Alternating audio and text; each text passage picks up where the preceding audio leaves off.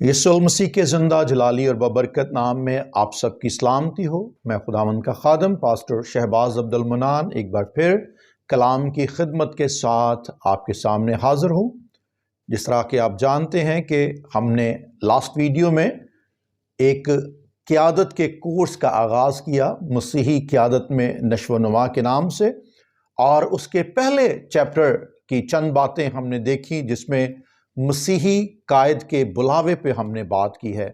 आज उसी सिलसिले को जारी रखते हुए आज हम उस चैप्टर के दूसरे हिस्से में दाखिल होंगे। तो आइए खुदावंद के कलाम में से हम एक हवाला पढ़ेंगे। इब्रानियों के नाम लिखा गया ख़त, उसका 5वां बाब और उसकी 4थी आयत। कलाम में इस तरह लिखा है, और कोई शख्स अपने आप ये इज्जत इख्तियार नहीं करता जब तक हारून की तरह खुदा की तरफ से बुलाया न जाए। खुदावंद के कलाम का पढ़ा, सुना और समझा जाना हम सब के लिए बरकत का बाइस हो। मेरे अज़ीज़ों, आप जानते हैं लास्ट टाइम हमने पहले चैप्टर के अंदर 3 बातों का अहाता किया था। उसमें हमने मसीही कायद के बुलावे की अहमियत या उसके तारुफ के बारे में बात की, और फिर हमने देखा कि मसीही बुलावे की 2 इकसाम हैं, जिसमें आम ईमानदार का बुलावा और एक मसीही रहनुमा का बुलावा। और तीसरे नंबर पे हमने जिस बात पे गौर की थी वो है बुलावे की नौइयत, फितरत या उसकी नेचर। सो आज एक अहम मौजू या एक अहम टॉपिक जिसको हम इसी में लेके आगे चलेंगे वो है बुलावे का इम्तियाज या परख। इस बात को याद रखना है, कलाम मुकद्दस में जो हवाला हमने देखा कहते कि जब तक ये इज्जत खुदावंद की तरफ से ना मिले, जिस तरह लास्ट वीडियो में भी हमने देखा था कि खुदावंद ही किसी को बुलाता या खुदावंद ही किसी के लिए ये बुलावा प्रोवाइड करता है। लेकिन आज न सिर्फ कलीसिया पाकिस्तान के अंदर पर बल्कि पूरी दुनिया के अंदर अगर हम गौर करें तो लोगों को अपने बुलावे की कितनी समझ है, ये एक बड़ा मसला है जो चर्चेस के अंदर हमें नजर आता है। सो आज जिस मज़मून पे हम बात करेंगे कि हम अपनी जिंदगी के अंदर किस तरह से बुलावे को जान सकते हैं, क्योंकि इस बुलावे के अंदर जो रहनुमा है जो चंद गलतियां करते हैं, पहले हम उनकी निशानदेही करेंगे। क्योंकि कुछ लोग, बल्कि कुछ की बजाय अगर इसको यह कहा जाए कि ज्यादातर लोग अपनी ज़ाहरी काबिलियत के बलबूते पे ये समझते हैं कि चूंकि मैं काबिल बहुत हूं, चूंकि मेरे पास बशरी गिफ्ट्स बहुत सारे हैं, इसलिए हो सकता है कि खुदावंद ने मुझे बुलाया हो। लेकिन इस बात को याद रखना है, खुदावंद हमारे बशरी गिफ्ट्स का मोहताज नहीं है। खुदावंद हमारी इंसानी कुव्वतों का या इंसानी सलाहियतों पे डिपेंड नहीं करता। बुलावा टोटली खुदावंद की तरफ से है। जिस तरह अगर आपको याद हो, जब सैमुअल जो है वो दाऊद को मसा करने के लिए गया तो उसके पहले भाइयों को जो है बुलाया गया, लेकिन खुदा ने उन सबको रिजेक्ट कर दिया। हालांकि वो खूबसूरत थे, हालांकि वो जंग में एक्सपर्ट थे, जंगजू लोग थे, लेकिन इसके बावजूद खुदावंद ने उस छोटे दाऊद को जो है वो लिया, क्योंकि वो खुदावंद की नजर में मकबूल था। ये गलती बहुत सारे लोग करते हैं, शायद अपनी पढ़ाई लिखाई की वजह से, अपने टैलेंट्स की वजह से वो समझते हैं कि शायद खुदावंद ने उन्हें बुलाया है। और एक और मेजर गलती जो इस बुलावे के ताल्लुक से खास तौर पर रहनुमा करते हैं, वो अपनी दिलचस्पियों को ये समझते हैं कि शायद चूंकि इसमें मेरी दिलचस्पी है इसलिए शायद ये खुदावंद की तरफ से बुलावा है। और बहुत दफा वो अपनी दिलचस्पियों रुझान को खुदा का बुलावा समझते रहते हैं, लेकिन हरगिज ऐसा नहीं है। हमारी दिलचस्पियां, हमारे रुझान बहुत अच्छे हो सकते हैं, बहुत भले हो सकते हैं, लेकिन खुदावंद के बुलावे के मुतबादल कोई चीज भी नहीं हो सकती। और कभी कभार हमारी जिंदगी के अंदर कुछ ऐसे फायदे हमें इस तरफ ले जाते हैं और हम समझते हैं कि शायद खुदा ने हमें बुलाया है। कभी कभी हम लोगों से मुतासर होते हैं, कभी कभी हम लोगों को देख के ये समझते हैं कि चूंकि ये खादम है, चूंकि ये एक ऐसे ओहदे पे, एक ऐसी पोजीशन पे है जहां पे लोग इसको सलाम करते हैं, जहां पे बहुत सारी जो जिस्मानी बरकतें इसको मिल चुकी हैं, सो शायद अगर मैं ये भी करूं और इस एरिया में जाऊं तो मुझे शायद वो रिस्पेक्ट मिले। हम इन चीज़ों की के लिए, इस रिस्पेक्ट के लिए जो है वो बहुत दफ़ा इसको अपनी ज़िंदगी के अंदर बुलावा समझते हैं। सो हमें देखना है कि जब एक बुलावे की शिनाख्त हमें करनी है, जब एक बुलावे को परखना है, जब हम इस बुलावे की डिसर्नमेंट के हल्के में जाते हैं, तो हमें चंद बातों को जो है वो देखना है और चंद बातों का लिहाज करते हुए इसको परखना है कि whether it is a calling from God या मेरी पर्सनल दिलचस्पी है, या मुझे कहीं मौका मिल गया है, या शायद किसी फायदे के। और आज आप मुझे शायद बताने की जरूरत नहीं, अगर अपने चौगिर्द एक निगाह डालें तो हम बहुत सारे ऐसे रहनुमाओं को देखेंगे जो महज अपने जिस्मानी फायदों के लिए ये खिदमत कर रहे हैं, या शायद वो किसी पासबान के बेटे थे या पासबान की बेटी थी और उनको मौका मिल गया है और इस वजह से वो समझते हैं कि चूंकि मेरे बाप के पास भी बुलावा था, चूंकि मेरा बाप भी ये खिदमत कर रहा था, मुझे भी करनी चाहिए। नो, बुलावा हमेशा खुदावंद की तरफ से है। सो पहली बात जो हमें इस बुलावे की परख में देखनी है, हमें इस बुलावे की समझ के लिए पूरे तौर पे सेंसिटिव होना है।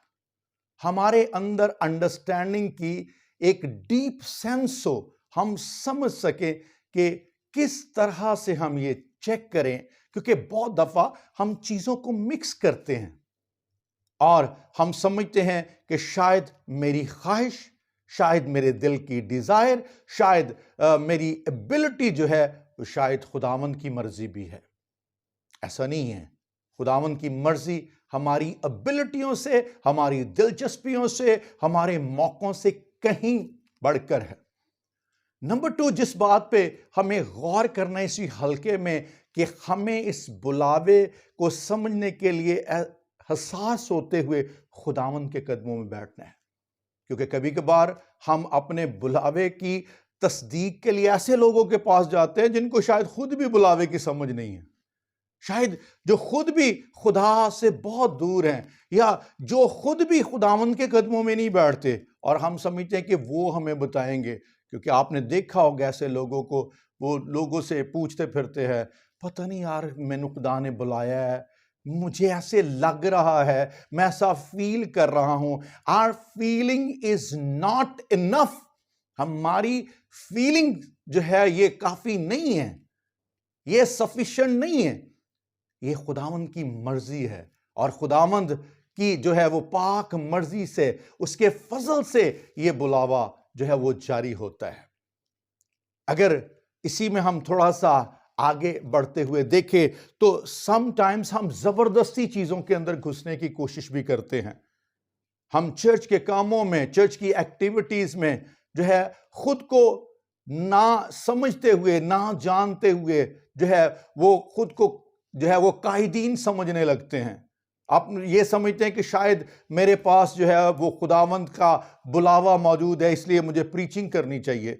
या कभी कभी बाइबल कॉलेज की तरफ भी दौड़ते हैं। हाँ, Bible college is good, teaching और लर्निंग इज वंडरफुल, बहुत अच्छा है कि एक मसीही ईमानदार खुदा के कलाम को सीखे, लेकिन ये बुलावा नहीं है।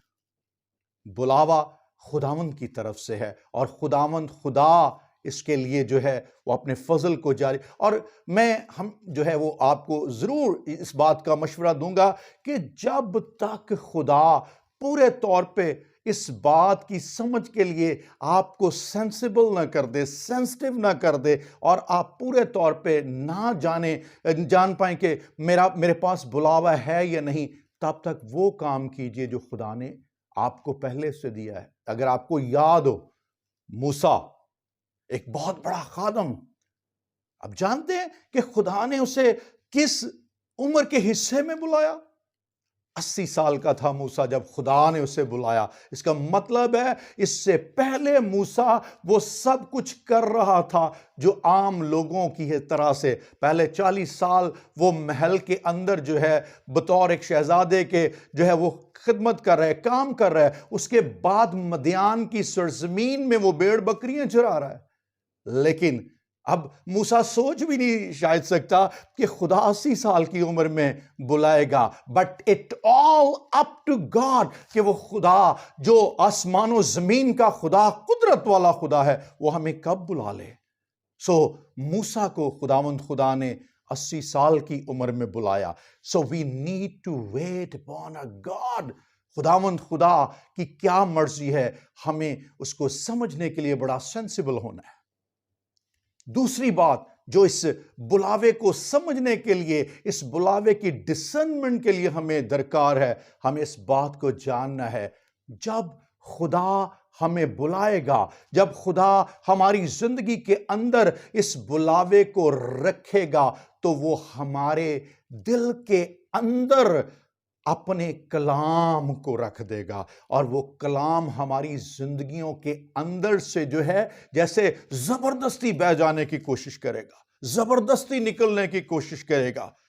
क्योंकि खुदावंद अगर हमें यूज करना चाहता है, हमें इस्तेमाल करना चाहता है, तो खुदावंद खुदा ऐसा करेगा। अगर आप मेरे साथ यिर्मयाह की किताब उसके 20वें बाब की 9वीं आयत को देखें तो इसकी हमें ज्यादा समझ आएगी। कलाम कहता है, अगर मैं कहूं कि मैं उसका जिक्र ना करूंगा, ना फिर कभी उसके नाम से कलाम करूंगा, तो उसका कलाम मेरे दिल में जलती आग की मानद है, जो मेरी हड्डियों में पोशीदा है, और मैं जब्त करते करते थक गया और मुझसे रहा नहीं जाता। याद रखिए, अगर आपकी जिंदगी के अंदर बुलावा है, अगर खुदा ने आपको कलाम की खिदमत के लिए रखा है, तो कलाम आपकी जिंदगी के अंदर से फ्लो करेगा, आपके अंदर वो आपकी हड्डियों तक चला जाएगा, और आप कलाम सुनाए बगैर रह नहीं सकेंगे। आपके हालात किसी तरह के भी हों, आपके वाकयात किसी तरह के भी हों, आपके पास रुपया पैसा है या नहीं है, आपकी हैसियत क्या है, इससे कोई सरोकार नहीं। अगर खुदा ने आपकी जिंदगी के अंदर बुलावा रखा है, तो कलाम आपकी जिंदगी से जारी होगा। नंबर 3, जब हमारी जिंदगी के अंदर हमें बुलावे की शिनाख्त करनी है, तो यह भी याद रखना है कि whenever you will feel the calling of your God upon your life, you will see कि आपकी जिंदगी के अंदर रूहुल कुद्स की नेमतें और रूहुल कुद्स के फल जो है वो काम करेंगे। आपकी जिंदगी के अंदर रूहुल कुद्स की नेमतें ऑपरेट करना शुरू कर देंगी, और आप उन सारी नेमतों को जिसका पौलुस रसूल जो है वो जिक्र करते हैं, वो सारी की सारी नेमतें आपकी ज़िंदगी के अंदर, या उनमें से कुछ नेमतें आपकी ज़िंदगी के अंदर मूव करेंगी और लोग उनका तजर्बा करेंगे। क्योंकि खुदा ने आपकी ज़िंदगी के अंदर अपने जलाल, अपने कलाम की खिदमत, अपने नाम के की बढ़ोतरी और फैलाव के लिए आपकी ज़िंदगी में बुलावा रखा है। नंबर 3 जिस बात पे आपने गौर करना है कि उस शख्स की जिंदगी के अंदर रूहुल कुद्स की नेमतें और रूहुल कुद्स के फल जो है वो काम करना शुरू करेंगे। और नंबर 4 याद रखना है, जिस शख्स की जिंदगी के अंदर बुलावा है उसकी जिंदगी फलदार होगी। आपने देखा होगा बहुत सारे खादमीन शायद 10 साल से खिदमत कर रहे हैं, 15 साल से खिदमत कर रहे हैं, 20 साल से खिदमत कर रहे हैं, लेकिन उनकी जिंदगी के अंदर फल नजर नहीं आएगा, ना उनके किरदार में और ना ही उनकी खिदमत की वजह से उस डिसाइपलशिप के एरिया में आपको फल नजर नहीं आएगा। लेकिन खुदा चाहता है कि जिसकी जिंदगी के अंदर खुदा ने अपना बुलावा रखा है उसकी जिंदगी के अंदर फल भी नजर आए। और हमारी जिंदगी के लिए बहुत जरूरी है कि हमारी जिंदगी के अंदर हमारे किरदार में मसीह के मिजाज का फल मौजूद हो। अगर हम एक हवाले की तरफ जाएं, 2 पतरस उसका 1 बाब और उसकी 5वीं आयत से 8वीं आयत, गौर से हम इस कलाम को अगर इस पे गौर करें, देखिए लिखा है, बस इसी बायस तुम अपनी तरफ से कमाल कोशिश करके अपने ईमान पर नेकी और नेकी पर मार्फत और मार्फत पर परहेजगारी और परहेजगारी पर सब्र और सब्र पर दीनदारी और दीनदारी पर बरादराना उल्फत और बरादराना उल्फत पर मोहब्बत बढ़ाओ। क्योंकि अगर ये बातें तुम में मौजूद हों और ज्यादा भी होती जाएं तो तुमको हमारे खुदावंद यीशु मसीह के पहचानने में बेकार और बेफल ना होने देंगी। इट मीन्स हमारी जिंदगी के अंदर मसीह के मिजाज और मसीह के किरदार का फल होना बहुत जरूरी है। और दूसरे फल की जो शक्ल है वो है रूहों को जीतने का फल। हमारी जिंदगी के अंदर रूहों को जीतने यानी डिसाइपलशिप का फल। कभी कभी हम देखते हैं एक पादरी सारी उम्र अकेला ही घूमता रहता है, सारी उम्र अकेले ही खिदमत करता रहता है, उसकी जिंदगी के अंदर हमें रूहानी औलाद नजर नहीं आती, रूहानी बच्चे नजर नहीं आते, वो अपने जो है वो दौड़ में लगा हुआ है। लेकिन कलाम इस बात का तकाजा करता है कि अगर बुलाए गए हैं तो हम फल भी पैदा करें। आइए देखिए रोमन्स की कलीसिया के नाम पौलुस रसूल का खत, उसका पहला बाब 13वीं आयत में लिखा है, ए भाइयों, मैं इससे तुम्हारा नावाकिफ रहना नहीं चाहता कि मैंने बारहा तुम्हारे पास आने का इरादा किया ताकि जैसा मुझे और गैर कौमों में फल मिला वैसा ही तुम में भी मिले, मगर आज तक रुका रहा। खुदावंद हमारी खिदमत के अंदर फल चाहता है, हमारे किरदार के अंदर फल चाहता है, मसीह के मिजाज का फल चाहता है, रूहुल कुदस की नेमतों और रूहुल कुदस की कुदरत, रूहुल कुदस का फल चाहता है। वो चाहता है हमारी जिंदगी के अंदर फल भी हो। सो अगर हम चाहते हैं कि अपनी खिदमत को पहचाने तो ये 4 बातें हमारी जिंदगी के अंदर बहुत अहम है। नंबर 1 कि हम अपने बुलावे की समझ के लिए हसास हो जाएं। नंबर 2 हमने देखा कि खुदावंद जब बुलावा रखेगा तो हमारा दिल भी उसके मुआफिक कर देगा, हमारी जिंदगी के अंदर कलाम जोर मारेगा। नंबर 3 हमने देखा कि जब बुलावा होगा तो रूहुल कुदस की नेमतें और रूहुल कुदस का फल भी हमारी जिंदगी के अंदर होगा। और नंबर 4 हमारी जिंदगी हमारे किरदार में, हमारी खिदमत में फलदार होगी। सो आए मेरे अजीजों, अपने बुलावे को पहचाने। क्या खुदावंद ने हमें बुलाया है या हम अपने तौर पे काम कर रहे हैं, अपने तौर पे खिदमत कर रहे हैं?